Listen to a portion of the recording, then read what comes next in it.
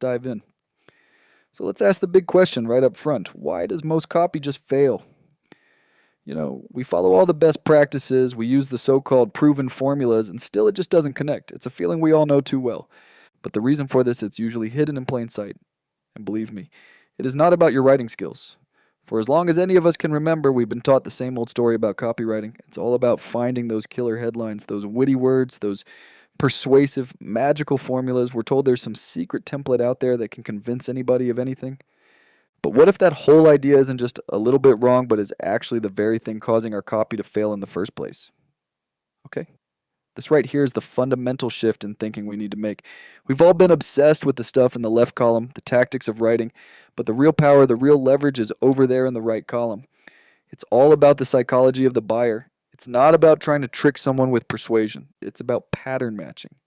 And it's not about filling in a template. It's about actually decoding how your audience really truly thinks. Getting this changes everything. Here's the best way to think about it. When your copy fails, it's not because you're speaking unclear English. It's because you're speaking the wrong language entirely. You might be perfectly fluent in Spanish, articulating your points beautifully, but if your audience's brain only processes French, your message, no matter how brilliant, is completely lost. You're not aligning with how they're actually wired to make a decision.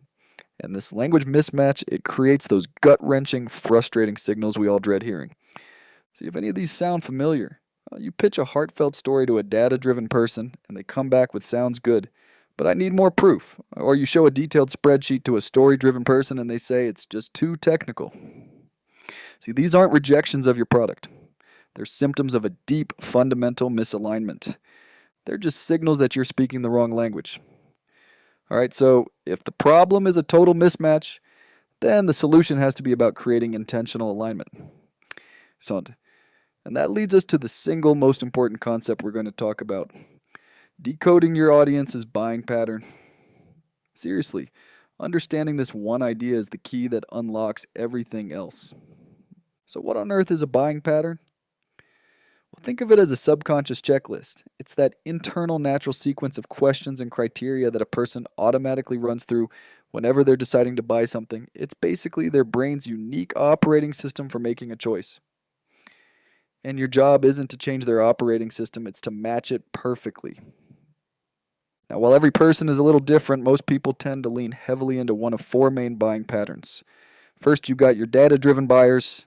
They need the numbers, the proof, the ROI.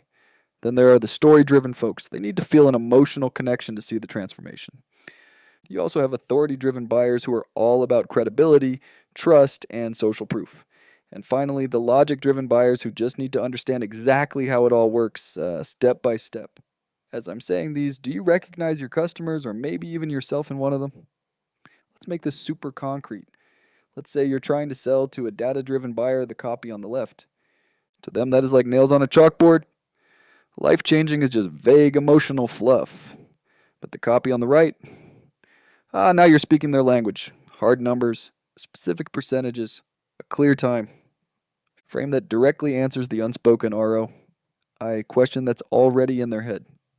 That is what pattern matching looks like in the real world. Okay? So this is all great in theory, but how do we actually do it? Well, this insight gives us a brand new playbook, but it's not based on another tired old formula. It's based on one simple, powerful idea, the alignment principle. And it's a completely different way to think about communicating with your audience.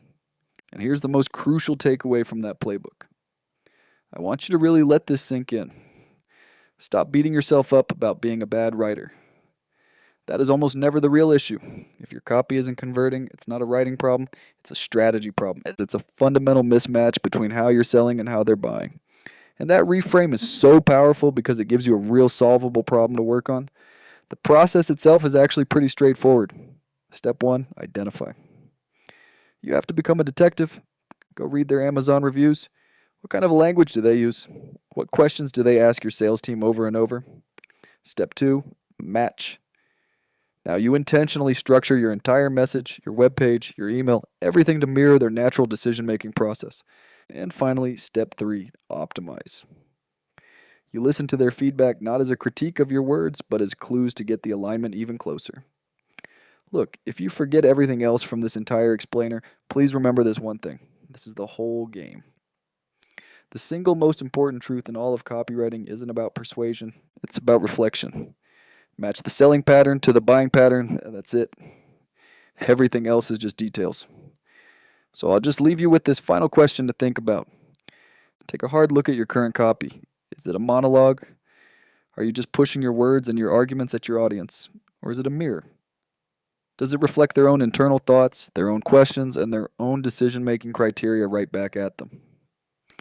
The difference between those two approaches, well, that's the difference between copy that gets completely ignored and copy that actually finally converts.